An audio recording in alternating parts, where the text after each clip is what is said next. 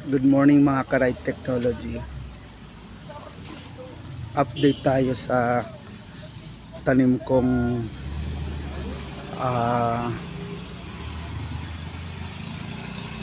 sigarilyas. Ayan. So ilang araw pa ito bago ma-harvest. Ayan, maraming bunga. Ito tabi-tabi pa.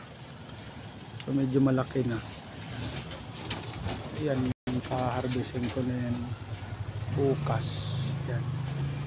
Ito ang mga bunga. Oh. At namumulaklak na rin yung aking sitaw na pula. Ayan, gagawin kong binhi. Ayan yung sitaw na pula. So yan lang po. Bye bye. Ito medyo malaki na.